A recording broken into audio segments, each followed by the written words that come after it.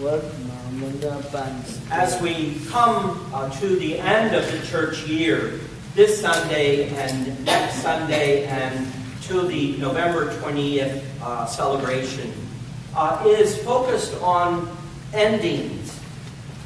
In a way, the Christian story is that there will be a great ending of time.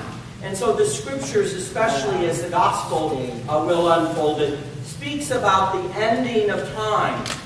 But you can hear it in the prophet Habakkuk today, that there were many kinds of endings. Endings in terms of one's own physical life, but endings of a worldview, if you will. Endings of, well, in the case of ancient Israel, endings of their dreams, hopes, aspirations.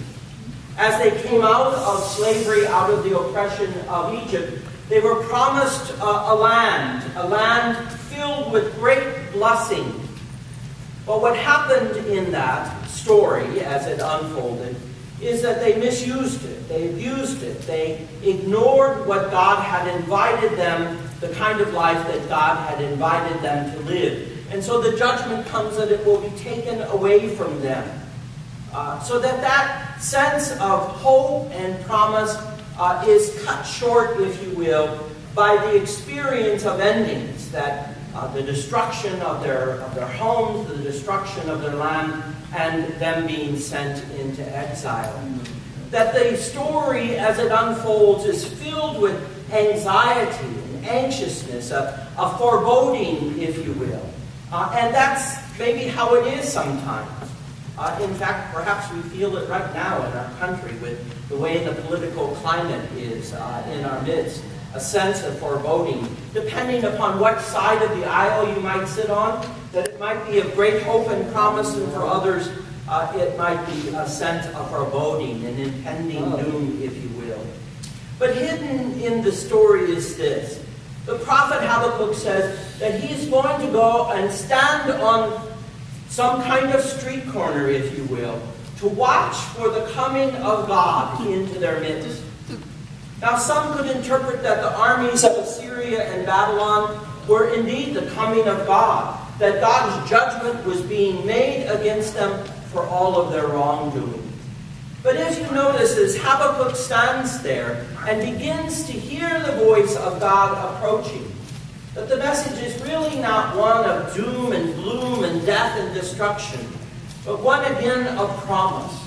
Promise that as we experience the ending of this world, in the sense the ending of their lives, in their homes, in their land, and so forth, that God will lead them, continue to lead them into that promise. And maybe the promise is only to be found in the future, but maybe it's that God, in God's ways, draws them closer together as a people, as a result of that experience, of the endings of their world.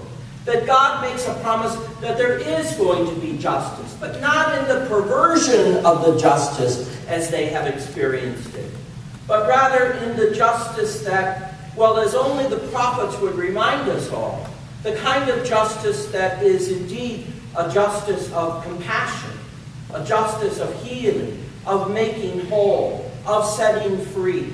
That's the kind of justice that God invites the community into the midst of, even as the world seems to be collapsing around them. In other words, perhaps we hold on to the exterior and the material rather than the true value that one's life is to be built upon.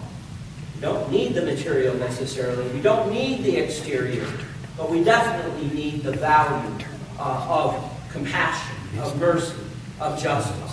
And that's what the prophet encourages the community to hold on to as they are headed into exile. I know for myself, I've been to Jericho, and if you're unfamiliar where Jericho is, it sits about 40 miles from Jerusalem. But Jerusalem is at an altitude of almost 5,000 feet above sea level, and Jericho's almost 1,300 feet below sea level. And so just in a span of 30 miles, you drop pretty precariously off the edge of the mountains into the basin of the Dead Sea. But Jericho is considered one of the oldest cities in the world in existence, because occupation in this particular area has been there for almost 10,000 years. Excavations have discovered this. And one of the reasons is because within sight of the Dead Sea is one of the richest oases in the Middle East, meaning that it is 30 springs, 30 freshwater springs. Remember, the Dead Sea is salt. I mean, nobody sinks in the Dead Sea because it's so filled with salt. But here in Jericho, just a few miles from the edge of the Dead Sea, 30 freshwater springs bubble up out of the desert to water a lush oasis. Even today, it's true. And so in order to go from Galilee to Jerusalem, and not go along the seacoast where there were many enemies of Israel, Jesus comes down the Jordan River Valley, and at that point of Jericho, begins to turn towards Jerusalem. It's going to have quite a climb to get up into the city of Jerusalem from Jericho. But Jericho sits there in this place with death all around it in terms of the Dead Sea and the desert and the harshness of the Judean desert, and yet it's filled with life. And you see, that's a part of the invitation, isn't it? It's kind of funny when you go to Jericho, the tour guides always like kind of driving you past this huge sycamore tree, and of course, as guides in the Middle East always say, this is the tree. 2,000 years later, this sycamore tree could still be standing there. But the story is characteristic of Jesus, isn't it? The story is an invitation, not only for Zacchaeus, but also for those who are following Jesus, but also for us. And so these various layers of entry into this story is constantly an invitation to listen, to be attentive, to consider how our lives are responding to what the message is. And so as Jesus is going through, Zacchaeus in all of his simplicity and humility wants to come to hear, just as anybody else did, the message of Jesus. Just to see him was enough for Zacchaeus. And in the story, as it unfolds, notice the protagonist, if you will. That there are people who are greatly upset by the fact that Zacchaeus, a sinner, remember in a Jewish community, being the money changer, if you will, the tax collector, meant that you were handling Roman money. Not Jewish money, but Roman money.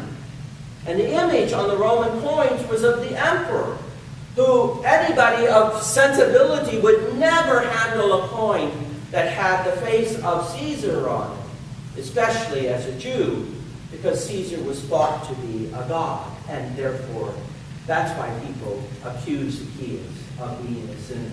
He's handling dirty money. He's handling tainted money. Meaning that they've already decided that because Zacchaeus is doing that, he can't be a part of the community. That he can't find healing and life and salvation in the community because he's chosen a profession that necessarily excludes him to be outside of the community. And yet, in the characteristic way that Jesus always responds to situations like this, Jesus invites himself to Zacchaeus' house. Remember one of the trips that I took to Israel, that we were coming down from Mount Carmel, and the bus kind of stopped. There was a fellow walking along the road, and the bus stopped, and I was very suspicious of picking up a hitchhiker in Israel. And so this young fellow got on the bus, and I could hear them in the front of the bus talking in Arabic, I think. And the guide turned and said, he's invited us to his house because we were so generous in providing transportation. And I went, seriously? Can you imagine what his wife is going to say when a busload of Americans, 35 of us, end up pulling in front of his house, and she's having to serve tea and cookies? And it was just like, this is craziness. So I could just imagine when Zacchaeus got home saying, guess who's coming to our house, that his wife and family are not too happy with him. And yet Jesus kind of gives us the idea, much like the prophet Habakkuk, that in the midst of all of what is going on, in the midst of the disruption, if you will, that salvation can come, whatever we might mean by that. And here in this story, it's that Jesus is going to dwell with Zacchaeus, that Jesus is going to come into the house, not just literally into the house, but Jesus is going to come into the life of Zacchaeus. And notice the response that Zacchaeus gives. I'm going to give my life away, because that's who I really am. Everybody had already judged him to not be a very good person. But Zacchaeus in his humility says, I'm going to do this. I'm going to give what I have away, because that's what life is all about, isn't it? And so the invitation of Jesus to come to his house leads Zacchaeus to respond in a powerful way of giving what he has to those in need. Now you have to hear, hidden in this story, of course, are the very people who have chastised Jesus for associating himself with Zacchaeus. What have they done with their lives? They're standing on the outside, criticizing, deriding, degrading Zacchaeus. That's what they've done with their lives. So in terms of looking at the two groups of people, Zacchaeus and those who are yelling and screaming, how dare you, Jesus, go to visit a sinner's house? Which one truly represents the vision that Jesus has called us to be attentive to? Remember way back at the beginning of the Gospel of Luke, he goes into the synagogue, Jesus unrolls the scroll and says, the prophet Isaiah says, the Spirit of the Lord is upon me. He's anointed me to bring good news to the poor, healing to the broken, sight to the blind, to set free the oppressed. That's the vision. That's the start. You know, I've been trying to think about it all week. I kind of guess what the vision might have been for us here at Sun Lakes United Church of Christ 30 plus years ago. In the sense that simply because a few people didn't like the music of the other church, that they went off and started their own church. And I just wondered, just to be honest, has anybody over that time really thought about why they wanted to become a United Church of Christ? To join themselves to the United Church of Christ? I don't know. Those of you who have been around a long time, did we intentionally say we really like the vision of the United Church of Christ? Or was it a relationship of convenience? I don't know. Think about that. Do we intentionally say that we choose this vision that the United Church of Christ has? Or do we just simply see it as 3 letters after our name? Well, you see, that's the challenge, isn't it? Does the vision, maybe not of the founders of the community, but does the vision that the United Church of Christ and this church that we've done over the past 5-6 years now, is that vision something that we really want to be committed to? And not just in word, but in practice. Sue showed us today a little bit of how we're trying to put into practice some of the vision of mission and outreach, not expecting anything in return. How over and over all of you here spend time and effort, not just in giving money, but spend time and effort to make what we do here meaningful, not only for ourselves, but meaningful for anyone who might want to come to join us. Does that vision still mean anything?